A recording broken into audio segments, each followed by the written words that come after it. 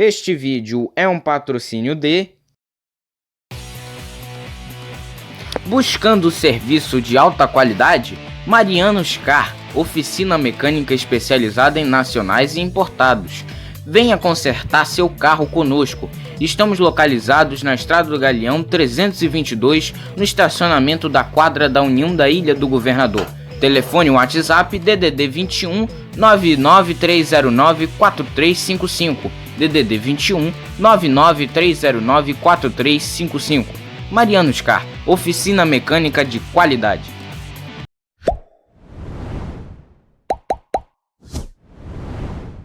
Olá, boa noite. Este é o Notícias 24 Horas. Hoje faremos o resumo do dia 29 de junho de 2021, terça-feira, logo após a vinheta.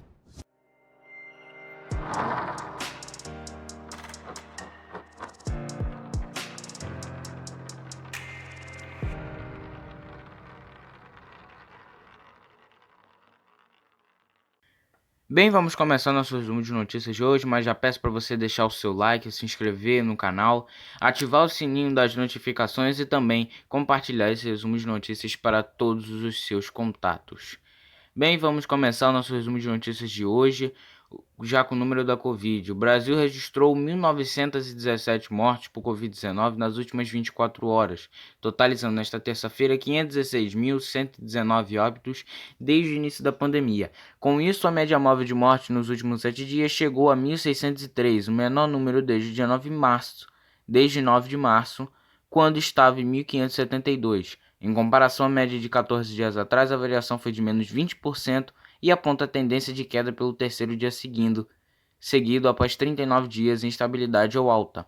Em casos confirmados, desde o começo da pandemia, 18.512.126 brasileiros já tiveram um novo coronavírus, com 64.706 desses confirmados no último dia. A média móvel dos últimos 7 dias foi de 65.070 casos por dia. Isso representa uma variação de menos 10% em relação aos casos registrados na média 2 semanas, o que indica a tendência de estabilidade nos diagnósticos, porque nos óbitos está em queda.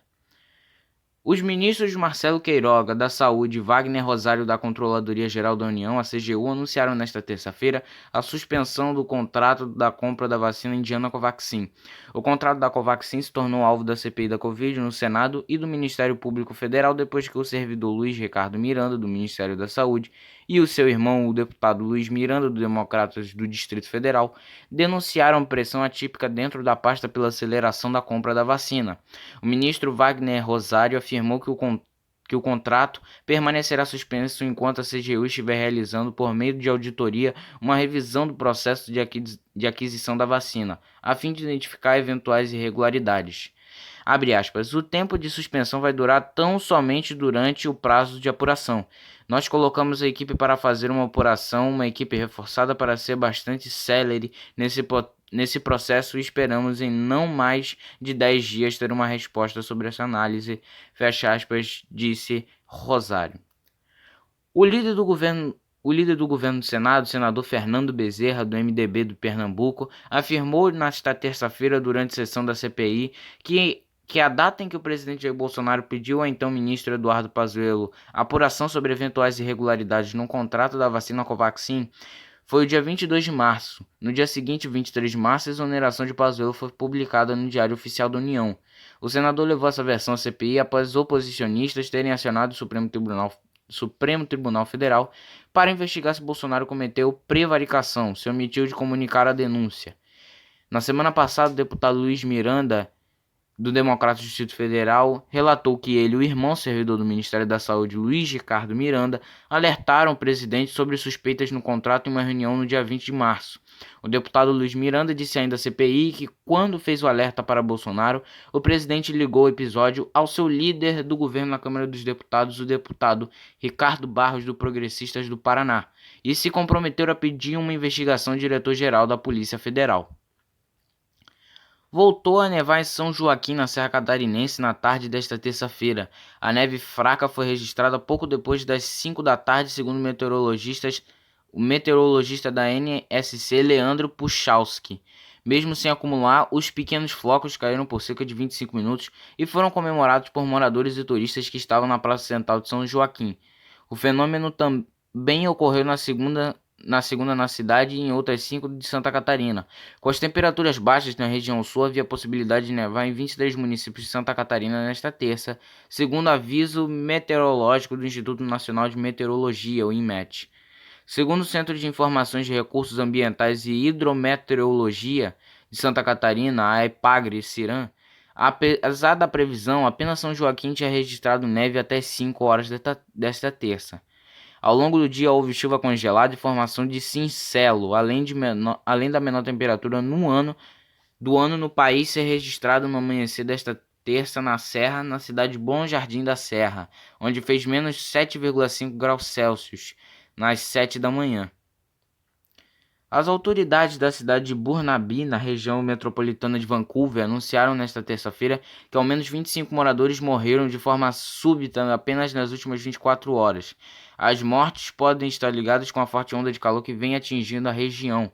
Abre aspas. Embora estejam ainda sob investigação, acreditamos que o calor seja um fator que contribui para a maioria das mortes, escreveu a polícia local em nota. Muitos dos falecidos são idosos, fecha aspas. O número de mortos pode ser ainda maior na região, segundo a reportagem da rádio CKNW, que informou ao menos 48 atendimentos da polícia de Surrey, cidade vizinha a Burnaby, para casos de morte súbita entre segunda e terça-feira. Abre aspas. Vejam como estão seus vizinhos, os membros da sua família, os idosos que você talvez conheça, disse em um comunicado oficial Mike Calange, da Polícia Montada do Canadá. O recorde da temperatura já registrada na história do Canadá não durou 24 horas e já foi renovado. Termômetros marcaram 47,5 graus na pequena cidade de Lytton, na província da Colômbia Britânica, na segunda-feira. É quase 1 grau centígrado a mais do que o registrado no domingo na mesma cidade. A Prefeitura do Rio autorizou que grávidas que tomaram a vacina da AstraZeneca contra a Covid na primeira dose recebam a da Pfizer na segunda aplicação. É a primeira capital brasileira a adotar a combinação de imunizantes. A AstraZeneca foi suspensa para gestantes em maio por reação adversa. Resultados preliminares de estudos internacionais citados pelo Comitê Científico do município dizem que a mistura das doses traz resultados eficazes contra o coronavírus. A novidade foi anunciada nesta terça-feira pelo secretário municipal de saúde, Daniel Sorange, nas redes sociais. Abre aspas. Seguindo a recomendação do nosso comitê, as gestantes que tomaram a primeira dose da vacina AstraZeneca poderão, mediante avaliação dos riscos e benefícios com seus médicos, realizar a segunda dose com a vacina da Pfizer 12 semanas após a primeira dose. Fecha aspas, escreveu o secretário. Cada grávida então terá de procurar seu obstetra e levar um atestado para que receba a dose de reforço, respeitando a janela de 3 meses. Os brasileiros que tiveram acesso à vacinação contra a Covid-19 são principalmente os mais velhos, mais ricos e mais brancos, disse o epidemiologista Paulo Lotufo, professor titular da Clínica Médica da Universidade de São Paulo, a USP. Esse retrato é resultado dos critérios para imunização utilizados até agora, afirma ele. Em entrevista à BBC News Brasil, Lotufo critica pontos como a lista de comorbidades e as exigências para comprová-las e diz que a forma como essa imunização ocorreu, uma maluquice, gerou corrupção e fraude.